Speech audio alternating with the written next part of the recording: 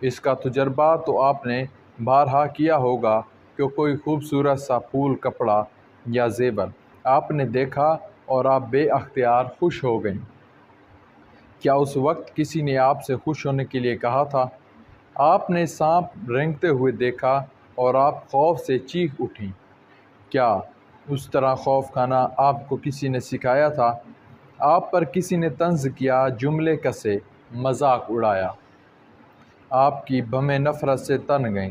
کیا ایسے رویے پر ناپسندیدگی کا اظہار کرنے کی تعلیم آپ کو دی گئی تھی؟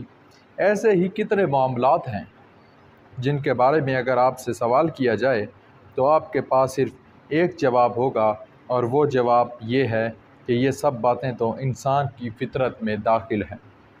وہ خوشی اور غم کا اظہار کرتا ہے، وہ بھوک اور خواہش کا اظہار کرتا ہے، اس میں چیزوں کی حقیقت معلوم کرنے کی خواہش ہے۔ اس کا ثبوت یہی ہے کہ آپ اس کتاب کو پڑھ رہی ہیں تاکہ گھریلو جھگڑے کے بارے میں معلومات حاصل کر کے ان سے بچ سکیں۔ بہرحال اس طرح ہم آپ سب ہی ان چیزوں کی طرف کھینچتے ہیں جو ہمیں بھلی لگتی ہیں، اور ان چیزوں کو ترک کر دیتے ہیں جو ہماری پسند یا ہمارے فائدے کی نہ ہوں۔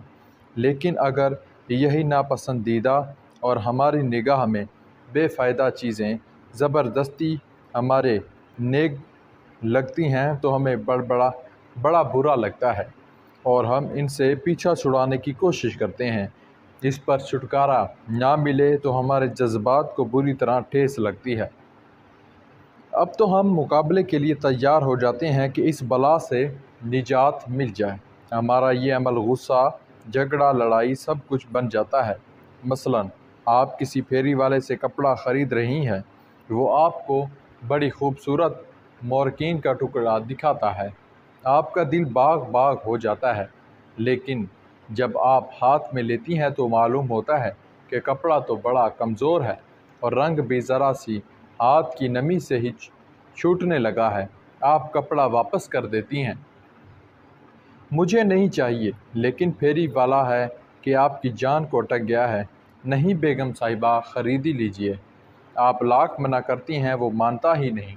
آخر آپ عاجز آئیں گی تو کیا کریں گی؟ یہی ناک جھڑک دیں، ڈانٹ دیں، اور اگر اس پر بھی نہ مانے تو گھر والوں سے کہہ کر ہاتھ پکڑوا کے دفعان کرا دیں۔